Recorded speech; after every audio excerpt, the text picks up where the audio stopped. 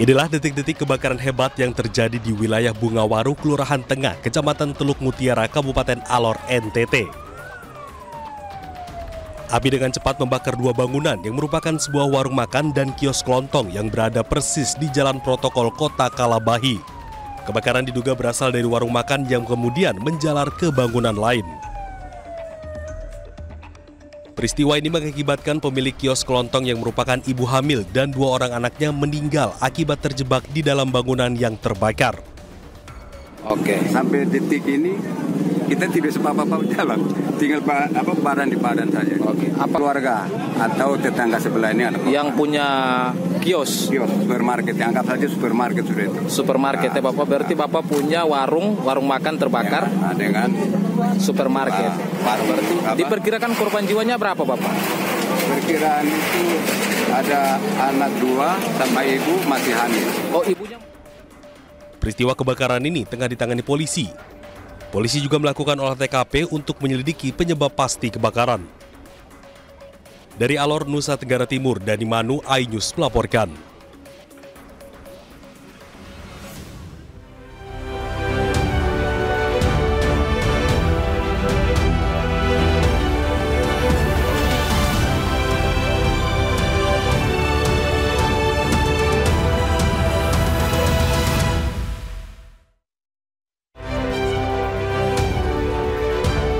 Kawasan sentral perbelanjaan Mega Bekasi Hypermall Kota Bekasi masih terendam banjir.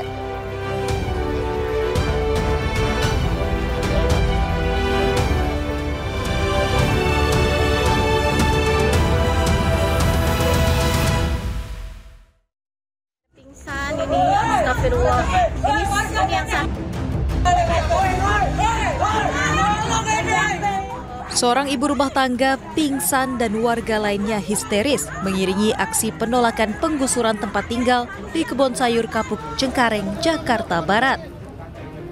Ratusan warga ini menolak aksi penggusuran hingga terjadi kericuhan. Sejumlah warga berusaha menghentikan dan mengeluarkan alat berat yang akan melakukan pembongkaran di rumah mereka. Lahan yang dihuni warga seluas 22 hektar ini mencakup 2 RW dan 4 RT. Penggusuran ini akan dilakukan oleh salah satu pihak yang mengatasnamakan Sri Herawati Arifin yang diduga telah memenangkan sengketa lahan melalui proses hukum di pengadilan. Namun hingga saat ini hasil proses hukum tersebut belum disampaikan kepada pihak RT dan RW setempat.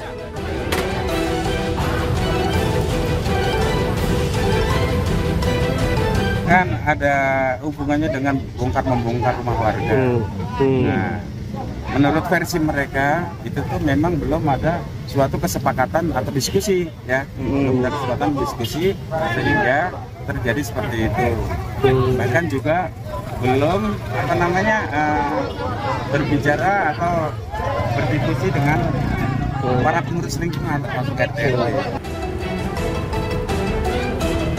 Warga berharap agar penggusuran rumah mereka dihentikan sementara sampai adanya pertemuan warga dengan pihak yang mengklaim memenangkan status tanah yang ditempati warga. Dari Jakarta, Miftahul Gani, iNews melaporkan.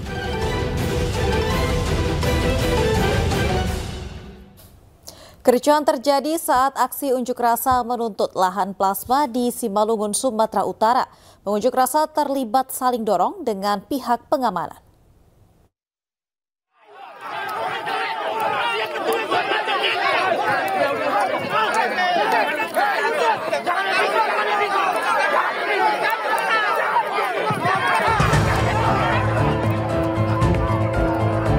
Kericuhan terjadi saat security PT BSRI, Bridgestone Sumatera Rubber Estate, berupaya mengusir massa dari LSM Lira bersama masyarakat yang akan menanami lahan dengan sejumlah tanaman. Selain menanami singkong, massa membawa spanduk dan poster berisi tuntutan jika lahan tersebut sudah habis masa hak guna usaha. Aksi saling dorong terjadi saat pendemo dan pihak security perkebunan berupaya mempertahankan tanaman dan lahannya. Kericuan mereda saat sejumlah personil kepolisian mengamankan lokasi. Pengunjuk rasa meminta pihak perusahaan memenuhi persyaratan HGU yang telah berakhir tahun 2022. Menindaklanjuti tuntutan yang terdahulu tentang lahan plasma yang kewajiban oleh pihak Bridgestone yang mana HGU Bridgestone telah berakhir tahun 2022. Salah satu persyaratan untuk perpanjangan pembaharuan HGU itu diatur peraturan pemerintah nomor 26 tahun 2021 yang mana persyaratan untuk perpanjangan pembaharuan memiliki kewajiban membangun kebun masyarakat. Sementara menurut pihak perkebunan, hak guna usaha mereka sudah diajukan dari 2019 dan saat ini dalam pengurusan di Badan Pertanahan Nasional ATR BPN. Iya, untuk HGU PT Bridgestone sendiri sedang dalam tahap pembaruan, Pak. Sudah sampai ke tahap Kementerian ATR BPN. Kita hanya menunggu persetujuan dari mereka, Pak. 80% lah kalau kita bilang. Tapi memang sudah habis HGU tahun 2020 kemarin. Sudah habis dan sudah diperpanjang. Menurut peraturan perundang-undangan, perusahaan diberikan maksimal waktu 2 tahun setelah HGU habis untuk bisa memperpanjang. Tetapi Bridgestone memperpanjangnya 2 tahun sebelumnya, Pak. Dari 2019 kami sudah berproses untuk pembaruan HGU. Tapi sampai sekarang belum ada? Tapi belum, karena kendala COVID dan lain-lain, Pak. Usai kericuhan, massa mendatangi polsek terdekat untuk melaporkan tindakan anarkis pihak security. Dari Simalungun, Sumatera Utara, Dharma Setiawan, iNews melaporkan. Diduga jadi penyebab terjadinya banjir bandang di kawasan Puncak, sebuah bangunan lokasi wisata di Puncak dibongkar. Proses pembongkaran pun diwarnai kericuhan lantaran warga yang pro pembongkaran terlibat adu mulut dengan sejumlah warga yang bekerja di lokasi wisata.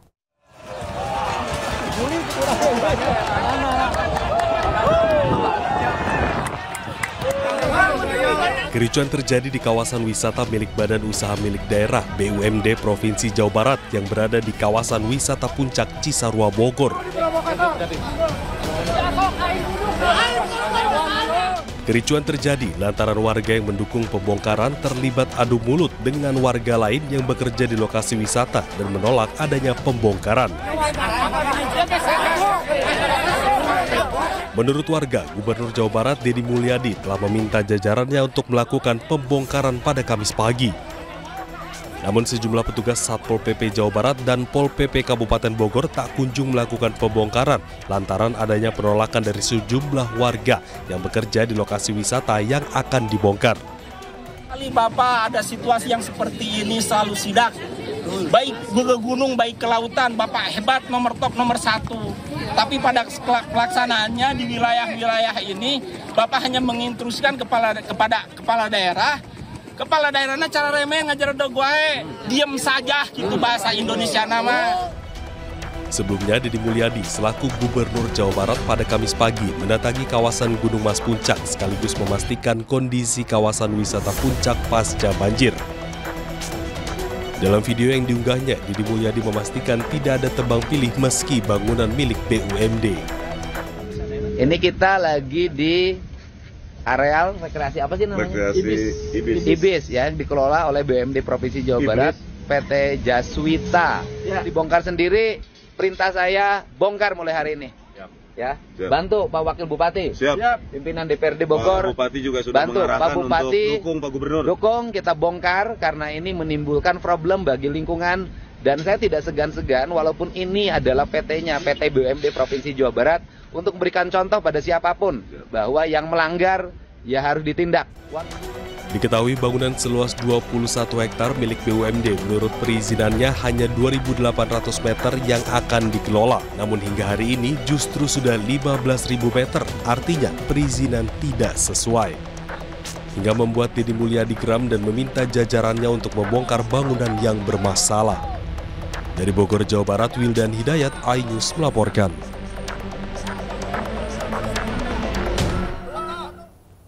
Sebelumnya, kekesalan warga atas adanya bangunan wisata di wilayah Puncak sempat viral di media sosial. Warga mempertanyakan lambannya petugas dalam melakukan pembongkaran meskipun sudah ada instruksi pembongkaran dari Gubernur Jawa Barat, Deddy Mulyadi. Pengawasan!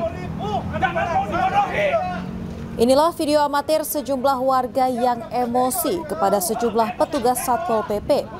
Warga merasa kesal lantaran petugas Satpol PP terkesan lambat dalam melakukan pembongkaran lokasi wisata Hybeast Fantasy. Menurut warga, petugas terkesan lambat dan tak berani melakukan pembongkaran meskipun Gubernur Jawa Barat Deddy Mulyadi telah menginstruksikan pembongkaran.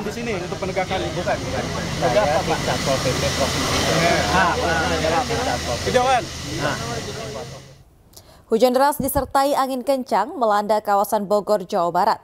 Meski demikian, debit air di Bendung Katulampa masih dalam batas ambang normal.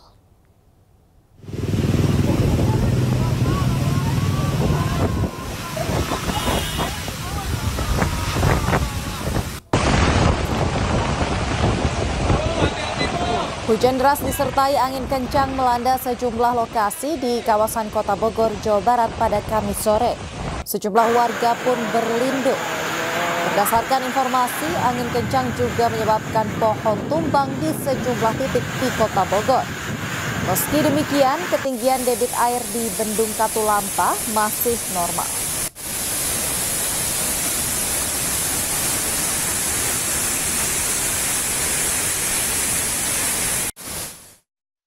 Pemirsa, seorang warga di Kabupaten Bekasi, Jawa Barat tewas tersengat listrik saat sedang menghidupkan aliran listrik untuk membersihkan rumahnya pasca dilanda banjir.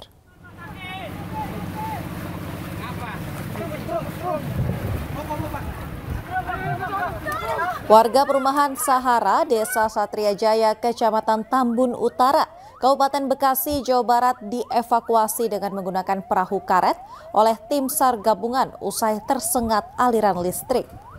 Sang istri korban menangis histeris tak kuat melihat sang suami yang tak sadarkan diri saat dievakuasi oleh tim SAR gabungan. Menurut salah seorang relawan, kejadian berawal saat korban akan menyalakan MCB atau aliran listrik di rumahnya untuk membersihkan sisa-sisa lumpur pasca dilanda banjir. Namun saat menyalakan aliran listrik, korban tersengat listrik hingga tak sadarkan diri.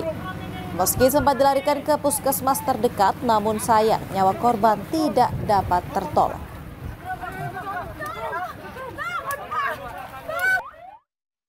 Situasi banjir ya, sejak hari itu kemudian warga juga meminta dihidupkan kembali sehingga dihidupkan sama PLN.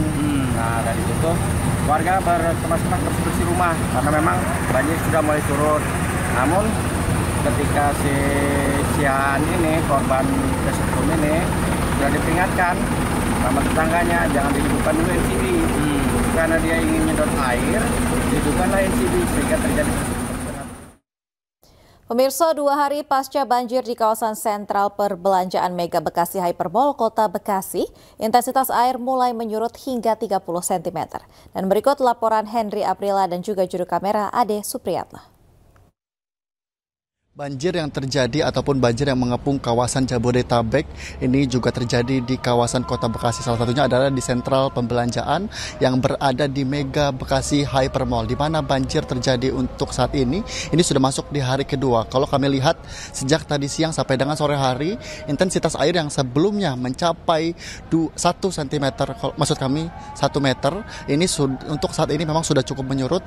Tinggi air sudah mencapai 30 cm. Kemudian juga selainnya itu, ada pun yang juga sudah disampaikan oleh pihak General Manager dari Mega Bekasi Hypermall sendiri yang menyampaikan bahwa untuk saat ini memang berfokus untuk penyedotan air terlebih dahulu, terutama juga mementingkan ataupun mengedepankan untuk proses pengamanan dan juga keamanan untuk baik itu untuk pengunjung maupun untuk karyawan yang berada di Mega Bekasi Hypermall sendiri. Selain hanya itu juga untuk saat ini sejumlah kendaraan yang terendam sudah dilakukan evakuasi yang dilakukan sejak tadi siang sampai dengan sore hari tadi.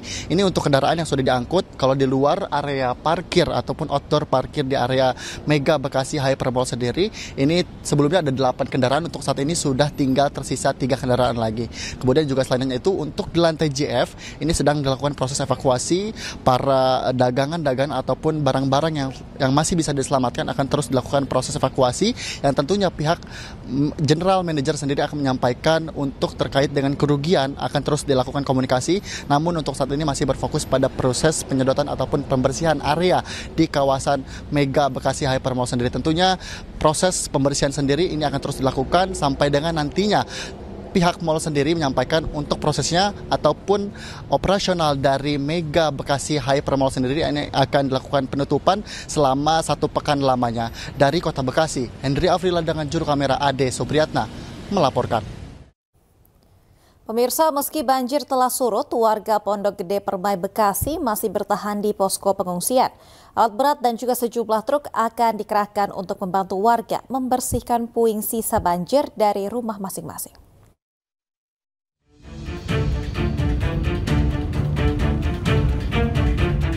Sejumlah warga Pondok Gede Permai masih mengungsi di tenda kantor logistik BNPB Jati Asih, Bekasi.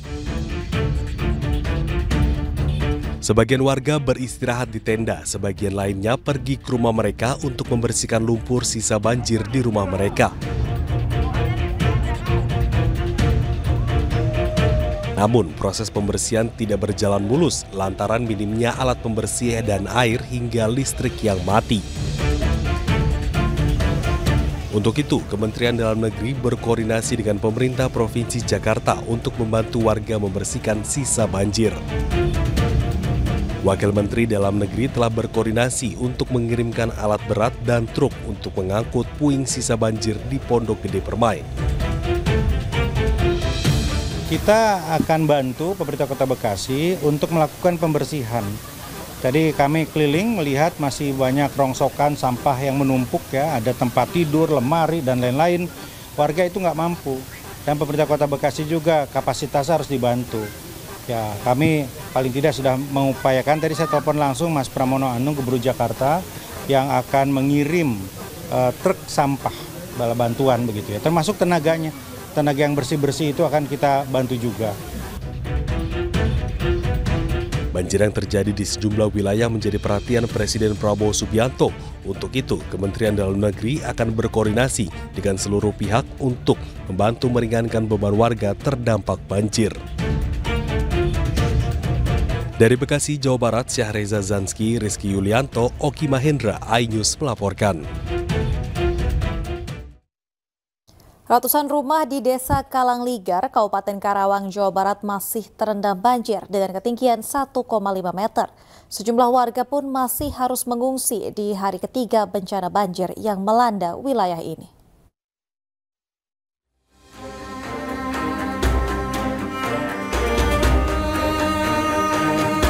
Hari ketiga bencana banjir yang melanda wilayah Karawang, Jawa Barat, Desa Kalangligar, Kecamatan Teluk Jambe Barat masih terendam air dengan ketinggian lebih dari 1 meter.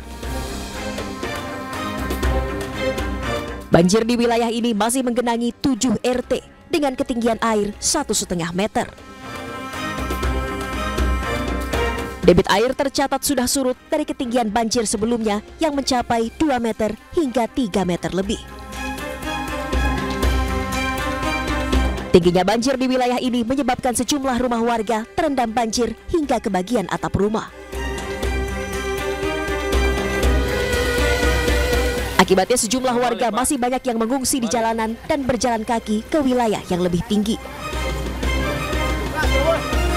Meski banjir mulai surut, warga diimbau tetap waspada karena diprediksi intensitas hujan tinggi masih akan melanda wilayah Karawang selama beberapa hari ke depan. Dari Karawang, Jawa Barat, Rudi Setiawan, iNews melaporkan.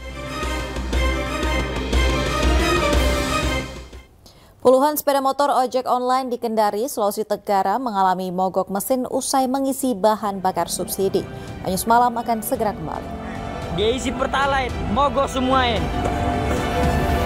Bayangkan dikuras habis, dibanting.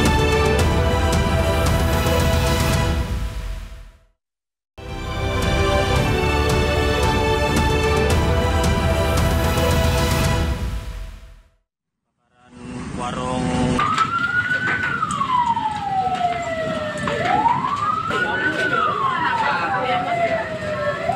Kobaran api membakar 2 unit kios yang berada di Jalan Raya Cilangkap, Kecamatan Cipayung, Jakarta Timur. Petugas Sudin Damkar Jakarta Timur yang tiba di lokasi langsung berusaha memadamkan api agar tidak semakin membesar. Api pertama kali terlihat dari bagian belakang kios warung kopi hingga akhirnya merambat ke kios di sebelahnya. Selain membakar kios, api juga membakar 1 unit sepeda motor yang diparkir dalam kios. Kebakaran diduga berasal dari ledakan tabung gas yang bocor saat akan digunakan memasak. Satu orang penjaga kios warung kopi langsung dibawa ke rumah sakit terdekat lantaran mengalami luka bakar. Semuanya Bu, habis motor, tabung gas, isi perabotan semuanya terbakar semua. Kronologinya gimana Pak? Katanya di tukang sebelah warung-warung yang goreng-goreng, tiba-tiba ngecuk, nyamber, dua-duanya 2 kios. Oh jadi ada 2 kios. Satu warkop, satu nasi goreng. Kebakaran akhirnya berhasil dipadamkan 1 jam kemudian dengan menurunkan 6 unit mobil pemadam kebakaran. Tim Liputan iNews melaporkan.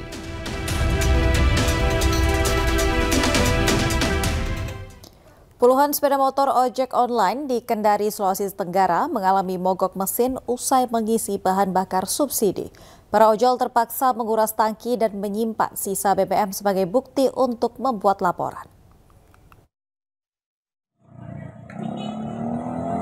Dia isi pertalite, mogok semua ya. Bayangkan dikuras habis, dibanting, dikuras habis ya. Gara-gara oplos. Oplosan. Om angkat ini Om. Bensin. Pertalite. Apa ini pertalite? Aduh. Mogok semua motor. Hancur. Puluhan pengendara ojek online di Kendari terpaksa menguras tangki motor mereka setelah mengalami kerusakan mesin secara mendadak. Mereka menduga ini disebabkan BBM subsidi Pertalite yang diisi merupakan oplosan.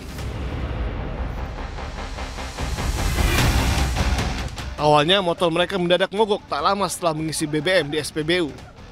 Saat dikuras, BBM yang digunakan tercium bau menyengat yang tidak biasa. Kayaknya sudah dicampur ini. Yang kita lihat campurannya dicampur pakai apa itu? Saya tidak tahu apa campurannya. Tapi bau kan? Iya, yang jelas bau. Beda dengan sebelumnya. Ini baru kali ini kita rasa seperti ini? Baru kali ini. Biasanya tidak. Tapi mengisinya tetap di SPBU atau pernah? SPBU. Ya, tidak pernah botolan. Para pengendara ojol mengaku rugi karena harus mengeluarkan biaya tambahan untuk memperbaiki motor mereka. Sisa BBM Pertalite yang diduga oplosan tersebut kemudian dijadikan barang bukti untuk membuat laporan ke polisi. Dari Kendari, Sulawesi Tenggara, Mukhtarudin, iNews melaporkan. Kejaksaan Agung memastikan kondisi bahan bakar minyak Pertamax yang beredar di pasaran saat ini sudah sesuai standar Pertamina. Hari ini saya kedatangan. Hal tersebut disampaikan Jaksa Agung ST Burhanuddin usai bertemu dengan Direktur Utama Pertamina Simon Aloysius Mantiri di kantor Kejagung Kamis siang. Jaksa Agung mengatakan waktu terjadinya perkara di rentang waktu 2018 hingga 2018 maksud kami hingga 2023 sehingga dapat dipastikan Pertamax yang diproduksi pada 2024 dan seterusnya sudah sesuai dengan standar. Hal ini disampaikan untuk menyikapi kekhawatiran masyarakat mengenai adanya BBM Pertamax yang diduga dioplos. Imbas terungkapnya kasus dugaan korupsi tata kelola minyak mentah dan juga produk kilang pada PT Pertamina Subholding dan kontraktor-kontrak kerjasama.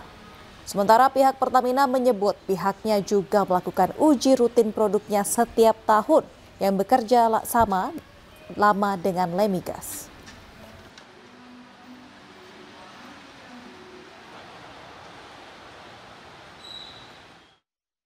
Pemirsa, Masjid khas Krampayangan di Kota Pasuruan, Jawa Timur mirip dengan Masjidil Haram yang ada di Mekah, Arab Saudi. Ayah Semalam akan segera kembali.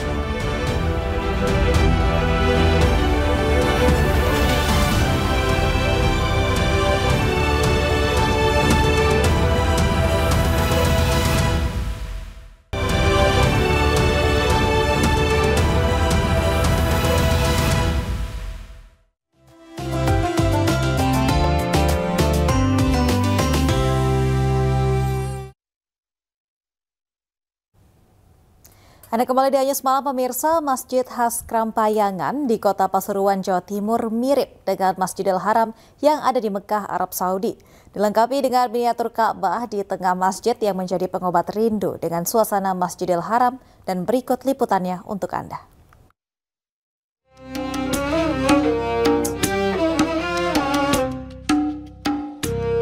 Rindu dengan Masjidil Haram yang ada di Mekah? Di Pasuruan, Jawa Timur, terdapat destinasi wisata religi baru berbentuk replika Masjidil Haram loh. Lokasinya terletak di Kelurahan Krampayangan, Kecamatan Bugul Kidul, Kota Pasuruan, Jawa Timur.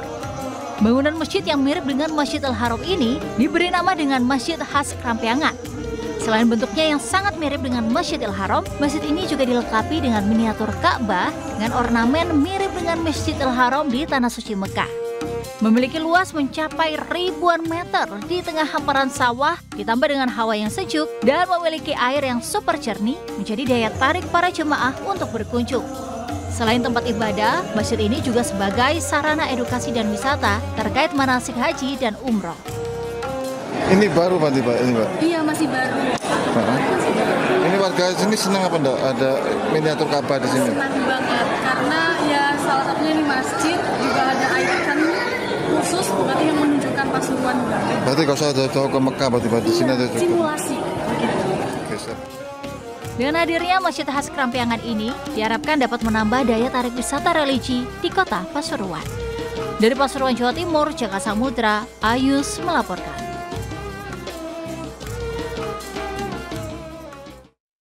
Pemirsa, momen berbuka puasa tentu ditunggu-tunggu oleh umat muslim di seluruh dunia.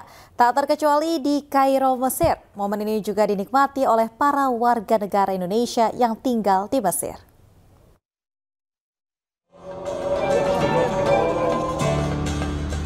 Darasa menjadi salah satu area terkenal di kota Kairo, Mesir bagi masyarakat untuk menghabiskan waktu menunggu berbuka puasa, termasuk warga negara Indonesia di sana.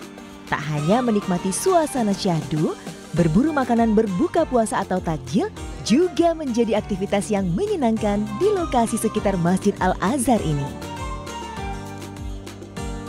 Salah satu yang banyak diburu yakni beraneka ragam jus buah dan susu yang biasa disebut sobia. Minuman segar ini dijual di dalam botol-botol plastik dan tentunya mampu menghilangkan dahaga serta menambah energi setelah seharian berpuasa.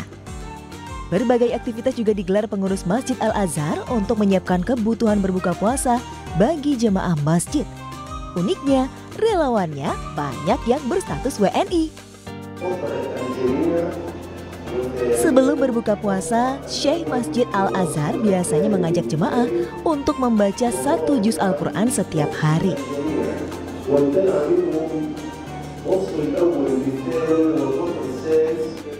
Syekh lalu memberikan tausiah.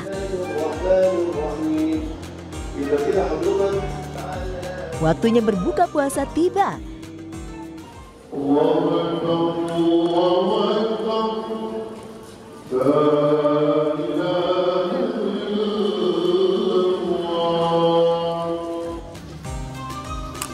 Jemaah pun beramai-ramai menyantap hidangan berbuka puasa yang tentunya gratis disediakan oleh masjid. Momen berbuka puasa serta menunaikan ibadah sholat di masjid berusia 1 milenium lebih ini tentu memberikan banyak kesan bagi umat muslim.